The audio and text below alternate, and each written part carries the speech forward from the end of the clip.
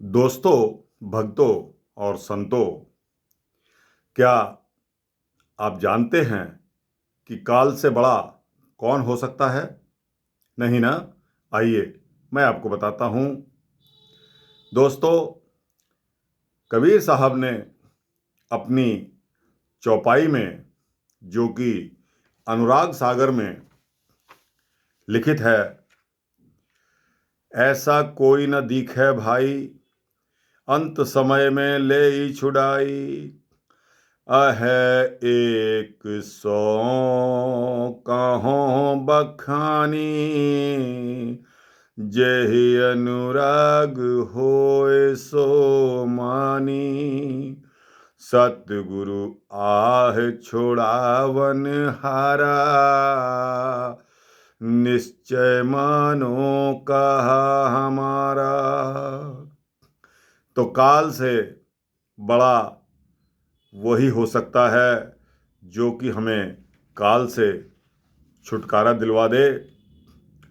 तो भाइयों, दोस्तों और भक्तों, सारे संसार में ऐसा कोई सामर्थ्यवान दिखाई नहीं पड़ता जो कि जीव को अंत समय में मौत यानी कि मृत्यु के मुख में जाने से बचा ले। उस समय मनुष्य यानी कि जीव के सभी रिश्तेदार, नातेदार, मित्रजन और स्नेहीजन सारे के सारे विवश और असमर्थ हो जाते हैं। हाँ, वो एक ही है, मैं स्पष्ट रूप से वर्णन करता हूँ, लेकिन जिसके दिल में, जिसके हृदय में उसके प्रति सत्य, प्रेम, निष्ठा और भक्ति होगी, वही उससे लाभ पा सकेगा। वह एक सतगुरु है जो जीव के समस्त सांसारिक बंधनों और काल से मुक्त करवाने वाला है। दोस्तों, मृत्यु सभी जीवों के साथ घटित होने वाला परम सत्य है। कबीर साहब जी फरमाते हैं कि काल काल तो सभी करते हैं, परंतु वास्तव में काल क्या है इसका मतलब कोई नहीं जानता, इसको कोई नहीं समझता। वास्तव में जीवों के मन में जितनी भी कल्पनाएं आती हैं, वे सभी कल्पना काल कहलाती हैं। कल्पना के बंधन में पड़ा हुआ जीव काल को प्राप्त होता है। जीव जब उत्पन्न शरीर के साथ होता है तो उसकी मृत्यु भी उसी शरीर के साथ होना आवश्यक है। अगर किसी का जन्म ही नहीं हुआ तो मौत कैसे हो सकती है? सत्य यही है कि जो जीव पैदा होता है केवल मरता वही है। इसलिए काल से बचने का सच्चा उपाय यही है कि जीव का जन्म और पुनर्जन्म ही ना हो। इसके लिए जिन कारणों में वह पड़ा हुआ है उन्हें जड़ से नष्ट किया जाए। सांसारिक मोह माया और विषय वासनाओं के बंधन में पड़ा हुआ अज्ञानी जीव बार बार शरीर धारण करके पैदा होता है और मरता रहता है। इस कारण माया मोहवश वह आवागमन के चक्कर में पड़ा अनंत दुखों का भोग करता रहता है। जीव की इस अज्ञानता को भी किसी अस्त्र शस्त्र से काटा नहीं जा सकता। इसे केवल ज्ञान मुक्ति से ही काटा जा सकता है। लेकिन यह विलक्षण ज्ञान मुक्ति केवल संपूर्ण सामर्थ्यवान सतगुरु से ही प्राप्त होता है। जिस किसी जिज्ञासु में मोक्ष की भावना, कामना उसके मन में होती है, सत्य का अनुराग होता है, उसे ही सतगुरु जी अपने दया भाव से सत्य का ज्ञान प्रदान करते हैं। सच्ची भक्ति भावना, सच्ची भक्ति साधना से है जीव आवागमन के चक्र से मुक्त हो जाता है।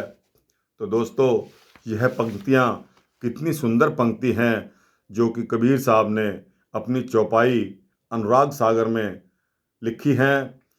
ऐसा कोई न दिखे भाई, अंत समय में ले छुड़ाई। आहे एक सौ कहो बखानी, जे अनुराग होए सो मानी। सतगुरु आहे छुड़ावन हारा, निश्चय मानो कहो हमारा। तो भक्तों, इसके बाद सच्चे गुरु यानी कि सत्य गुरु क्या करते हैं उसके बारे में कबीर साहब लिखते हैं कि कालह जीत हंस ले जाहे, अब चल देश पुरुष जह आही। जहाँ जाए सुख होए अपारा, बहुर नया वै यह संसारा। सत्यगान के बल से सतगुरु काल पर विजय प्राप्त करके अपनी शरण में आए हुए जीव रूपी हंस यानी सतगुरु के प्रति जो पूर्णतया समर्पित और विधिपूर्वक दीक्षा ग्रहण करने वाले जीव हंस वृत्ति को प्राप्त होता है, उस हंस को सत्यलोक ले जाते हैं, जहाँ मुक्त होकर जीव को परम शांति और आनंद और सुख की प्राप्ति होती है, जहाँ वो परमपिता परमात्मा खुद मौजूद हैं। वहाँ से लौटकर जीव संसार रूपी मातलोक में कभी वापस नहीं आता, यानी कि उसकी मुक्ति हो जाती है। कहने का मतलब ये है भक्तों और दोस्तों, 84 लाख योनियाँ जो कि बताई गई हैं, यानी जीव 84 लाख योनियों में इस मोह माया रूपी संसार में भटकते रहते हैं। कबीर साहब जी फरमाते हैं कि सतगुरु अपनी शरण में आए हुए जीव को सत्य ज्ञान दीक्षा देकर इन 84 लाख योनियों के बंधन से मुक्त कर देते हैं। अब एक और सवाल होता है कि अविचल देश को कौन पहुंच सकता है। तो इसके बारे में एक छंद लिखा है कबीर साहब ने अपने अनुराग सागर में, जिसको मैं आपको सुना रहा हूँ। विश्वास कर मम वचन को, तब चढ़े सत की राह हो। विश्वास कर मम वचन को, तब चढ़े सत की राह हो। जो सूर मारन में धसे, फिर वाछ जीवन नाह हो। सती शूरा भाव लख के, संत सोमग धारिये। मृतक भाव विचार गुरुगम, काल कष्ट निवारिये। इसमें कबीर साहब जी फरमाते हैं कि मेरे वचन उपदेश को ग्रहण करके जिज्ञासु सत्यलोक जाने के लिए सत्य मार्ग पर चलते हैं। जिस तरह शूरवीर योद्धा युद्ध में जाकर फिर पीछे मुड़कर नहीं देखता, बल्कि निर्भय होकर आगे बढ़ता है, युद्ध करता है, उसी तरह मोक्ष और कल्याण की इच्छा रखने वाला हर जिज्ञासु, हर साधक जो सत्य के मार्ग से पीछे नहीं हटता और ना ही उसे पीछे हटना चाहिए, सती होने वाली नारी और युद्ध भूमि में सिर कटवाने वाले शूरवीर के महान आदर्श भाव को देखकर, या जिस प्रकार संत लोग सत्य, दया, धैर्य, संतोष, क्षमा और विवेक, वैराग्य आदि सद्गुणों को ग्रहण करके आगे बढ़ते जाते हैं, उसी के अनुसार पूर्ण रूप से संकल्प के साथ सत्य के मतानुसार जीवन की राह में आगे चलना चाहिए। जीवित रहते ही मृतक भाव यानी कि अभिमान रहित, मोह माया और विकारों से दूर सत्य गुरु के दिए गए ज्ञान यानी कि सत्य ज्ञान से काल कष्ट का हमें निवारण करना चाहिए। तो दोस्तों, एक बार फिर मैं इन पंक्तियों को दोहराता हूँ जिनका मतलब मैंने आपके सम्मुख रखा है। विश्वास कर्मन विश्वास कर्मम वचन को, तब चढ़े सत्य की राह हो। यानी कि दूरदृष्टि, पक्का इरादा, विश्वास कर्मम वचन को, तब चढ़े सत्य की राह हो।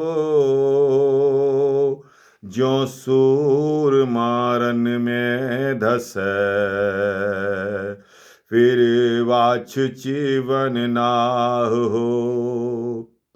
सती सूरा भाव लख के, सती शूरा भाव लख के, संत सोमग धारिये। मृतक भाव विचार गुरुगम, काल कष्ट निवारिये। तो इस तरह काल कष्ट का निवारण होता है। दोस्तों, इन पंक्तियों में कबीर साहब ने हमारे लिए कितना गहन विचार सोच करके हमारा मार्ग साफ कर गए हैं। लेकिन हम अज्ञानी जीव जो कि थोड़ा सा समय भी इस तरह के विचारों को अपने दिल में उतारने के लिए थोड़ा सा समय भी नहीं निकालते। कितने अज्ञानी, अभागे और जानी हमारा अंत किस तरह होगा, कितना बुरा होगा, इसका हमें अंदाज़ा नहीं है। दोस्तों, मैं आपसे हाथ जोड़कर विनती करता हूँ कि रोज़ाना आप भी थोड़ा थोड़ा चिंतन उस प्रभु के बारे में, उस भक्ति भाव, उसके भक्तों के बारे में, उसकी वाणी के बारे में, उसके नाम के बारे में अवश्य किया करिए। इससे आपका लोक और परलोक दोनों सुधर जाएंगे, ऐसी कामना करता हूँ। दोस्तों, इसी तरह के विचार, नेक वृतांत, धर्म के वृतांत, सामाजिक वृतांत सुनने के लिए मेरे चैनल को लाइक शेयर करके अपने दोस्तों को इसी तरह के वृतांत अगर आप पहुंचाएंगे तो आप भी पुण्य के भागी बनेंगे। तो दोस्तों, अगला वृतांत आपको समय से मिल जाए और हर वृतांत मिलता रहे, इसके लिए मेरे चैनल को सब्सक्राइब कर देना। सब्सक्राइब करने से मेरा हर वृतांत आपको तुरंत मिल जाया करेगा। और दोस्तों, थोड़ा थोड़ा समय निकालने पर ही परोपकार हो जाएगा, जीवन सफल हो जाएगा। तो दोस्तों, बोलिए जय श्री कृष्णा, जय श्री कृष्ण।